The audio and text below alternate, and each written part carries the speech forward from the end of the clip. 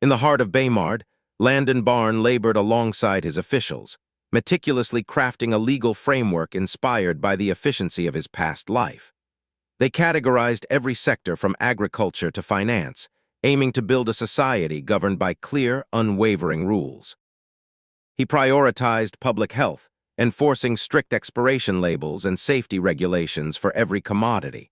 It was a monumental task, but for a king who had transmigrated from a modern world, setting this foundation was essential for his people's future. The officials were struck by the unprecedented benevolence of the benefit sector, which promised security for the elderly and disabled.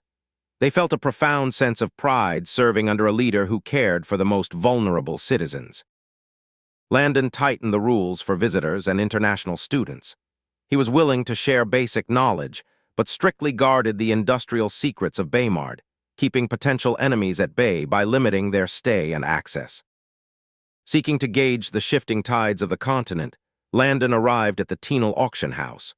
Cloaked in a system-provided disguise, he observed the elite of Arcadina as they gathered, unaware that the creator of Baymard was in their midst. Jeanette Barn, fueled by jealousy and the desire to seize her father's throne, moved through the auction house. She believed she had outplayed her rivals, oblivious to the hidden dangers she would soon face. The tension between Jeanette and her nemesis, Angelina, reached a boiling point. They exchanged biting insults, their rivalry a performance for the elite onlookers, while Landon watched with detached amusement. The final item, the legendary snow powder, stunned the audience with a demonstration of its explosive power. While others were blinded by its potential for destruction, Landon recognized it merely as a primitive, impure form of gunpowder. Even King Barn was present, desperate to procure the substance to secure his throne against his enemies. He was willing to spend any fortune, unaware that his obsession was shared by many others in the room. When the bidding began, Landon purposefully drove up the price, delighting in making life difficult for the nobles who had once bullied him. Minister Frederick and his son watched as their wealth was challenged by a nameless stranger. Back in Baymard, Chief Sophia conducted her weekly inspection of the textile industry.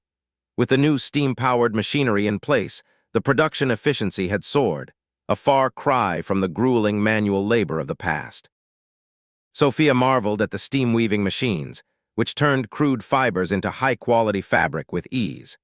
Her role as chief gave her a sense of purpose and fulfillment she had never known in her old, restricted life.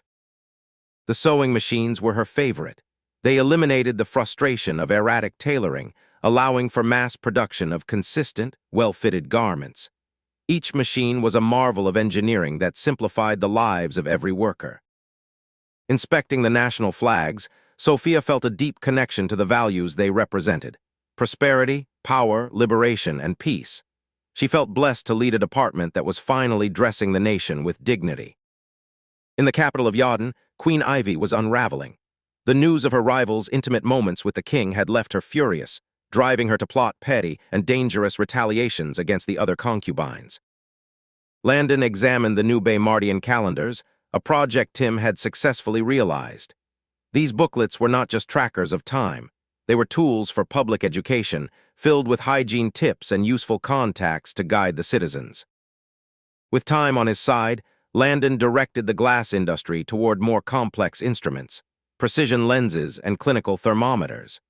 These were critical steps for future medical advancements, moving beyond primitive estimations toward scientific accuracy.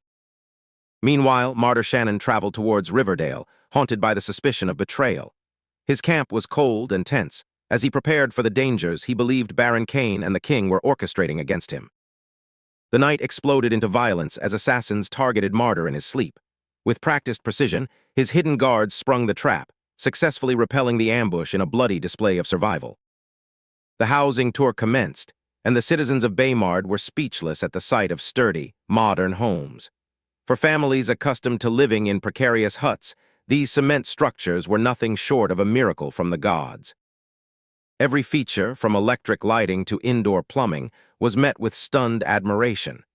As they marveled at the tap, the realization hit that their lives were fundamentally changing for the better, thanks to their king's vision. With the housing mission complete, the system rewarded Landon with vast medical knowledge and new technological points. Yet, The system's talk of cosmic contracts and level-based progression felt like a bizarre, unwanted game. His brother Santa arrived, marking a rare moment of levity. While they shared a warm reunion, Landon kept his industrial progress tightly veiled, prioritizing the safety of Baymard above all else as he prepared for the future. Landon integrated the learned slaves into his administration, training them as clerks and accountants. He was building the skeleton of a modern bureaucracy, one that would handle everything from payroll to complex financial records. With fresh hands on deck, the construction of the pharmaceutical industry began. Landon was determined to scale up medical production, knowing that his path forward was inextricably linked to the health and technological education of his people. He even began planning a grand mall, an ambitious project that would serve as the commercial soul of Baymard. He refused to think small. He would go big, transforming this primitive land into a beacon of modern civilization. Across the lands, tensions fermented.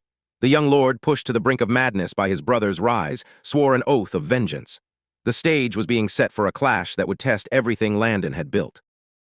Landon stood firm, looking out over the city he had resurrected from the dust. He knew the threats looming on the horizon, but he was ready. With science on his side, he would forge a future that could withstand any storm. Every policy, every industry, and every home built was a calculated piece in his larger strategy. Landon remained patient, a master playing a game on a world stage he intended to reshape completely. As the moon hung high over Baymard, the city hummed with the quiet energy of progress.